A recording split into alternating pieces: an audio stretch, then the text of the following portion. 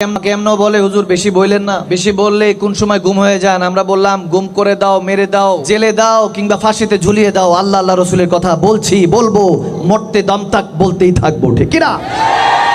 লাকুম দিনুকুম ওয়ালিয়া দিন। ধর্ম যার যার, সম্মান জানিয়েছেন আল্লাহ, আমরা ইজ্জত করি, সম্মান করি, কিন্তু উৎসব সবার নয়।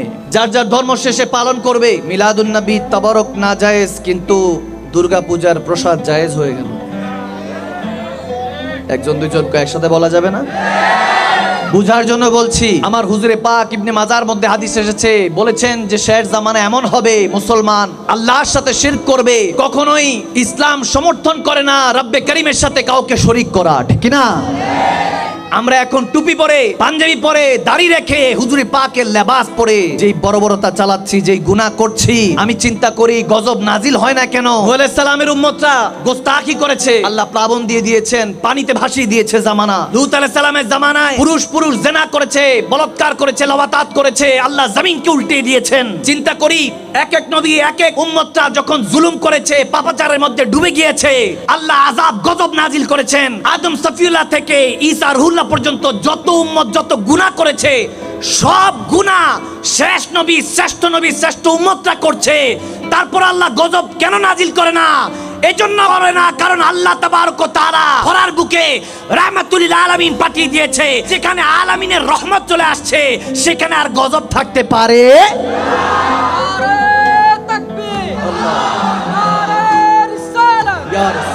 দুঃখের বিষয়। নবীর উম্মত আমরা, জেনার উম্মত হওয়ার জন্য ঈসা রুহুল্লাহ এখন অপেক্ষামান। এই যে ছোট ছোট বাচ্চারা রেডিমেড উম্মত, যে উম্মত হওয়ার জন্য শ্রেষ্ঠ একজন রসুল বসে আছে।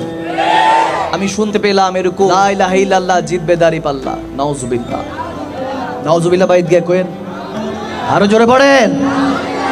সুম্মা মা'আযাল আস্তাগফিরুল্লাহ, আস্তাগফিরুল্লাহ, আস্তাগফিরুল্লাহুল আযীম। এমন জামানায় পৌঁছে গিয়েছি, কে আমাদেরকে ওই জায়গা থেকে টেনে আবার সঠিক দিশা দিবে আল্লাহ মালুম। যেভাবে কালমার উপরে হামলা হচ্ছে, ইসলামের উপরে হামলা হচ্ছে, দ্বীনের উপরে হামলা হচ্ছে, ভাগ্য তোমাদের ভালো হযরত ওমর ইবনুল খাত্তাব, শেরে খোদা আলী বেঁচে নেই, নয়তোবা তোমরা থাকতা, তোমাদের জিসমের কল্লা থাকতো না, ঠিক না?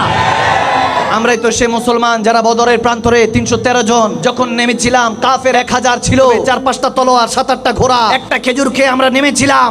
আর কাফেররা আগের দিন আবু জাহেল তারা উট জবাই করে খাওয়াইয়েছে, তারা 1000 নেমেছে গোশত খেয়ে, আর আমরা একটা খেজুর খেয়ে নেমেছিলাম। 3 দিন পরে বিজয়টা রব্বে করিম আমাদের পক্ষে রেখেছিলেন, ঠিক না?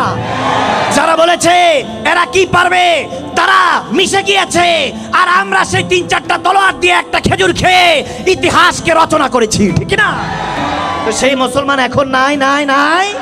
আল্লাহকে দেখে বলেন আছেন কি নাই? আপনারা বলে আছে।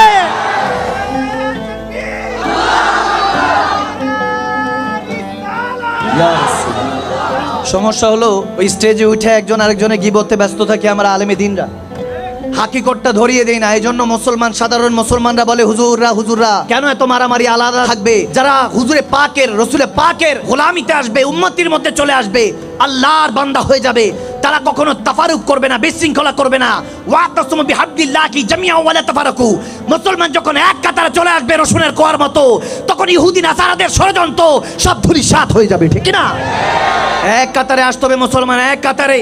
অনেক হয়েছে আলাদা, এখন আকীদাকে চেঞ্জ করে আহলে সুন্নাত ওয়াল জামাতের কাতারে এসে আমরা নবী পথে, আহলে বায়াত, সাহাবায়ে রাসূলদের পথে মতে চলে আসতে হবে। যে পথে শাহজালাল ইয়ামানি, শাহপন ইয়ামানি ছিল, আবেদ সালমাদানি ছিলেন, শাহিন শামে রাব্বানি আল্লাহরা ছিলেন, সেই পথে মুসলমানদেরকে এসে মুমিনের কাতারে লিস্টিভুক্ত হতে হবে, ঠিক না? মানলে আবু বকর, না মানলে আবু জাহেল। এখন জাহেলের পক্ষে তো আমরা নাই, আমরা তো সিদ্দিকে আকবর যেদিকে, আমরা তো সেদিকে। সিদ্দিক আকবরকে জিজ্ঞেস করলাম, আপনি কেন হাসতেছেন? বলে হাসতেছি এজন্য তারা ইউসুফ আলাইহিস সালামের সৌন্দর্যের গল্প করে, যে মিশরের নারীরা ইউসুফ আলাইহিস সালামের সৌন্দর্য দেখে কাত্ত ইয়াদু আন্না, আঙ্গুল কেটে ফেলে দিয়েছে, টের পায় নাই। একটা সুই লাগলে কষ্ট হয়, রক্তনালীগুলি আলাদা হলে কষ্ট হয়, কিন্তু ইউসুফ আলাইহিস সালামের সৌন্দর্য দেখে মিশরের সুন্দরী নারীরা যখন কমলা কেটে, আঙ্গুল কেটে পড়ে গেল, টের পেল না। বুঝা গেল ইউসুফ আলাইহিস সালামের সৌন্দর্য দেখে মনে হয়েছে যেটা তো সাধারণ মানুষ নয়। জিজ্ঞেস করলাম যে ইউসুফ আলাইহিস সালামের সৌন্দর্যের কথা তো হচ্ছে, তো কি হয়েছে? বলে হুসনে ইউসুফের কথা শুনে আঙ্গুল কেটেছে সুন্দরী নারীরা মিশরের, সেটা বলছো? এখানে মক্কা মদিনার তাগড়া তাগড়া যুবকরা কামলিওয়ালা চেহারা মোবারক দেখে গর্দান কেটে দিচ্ছে, ঠিক না? আল্লাহ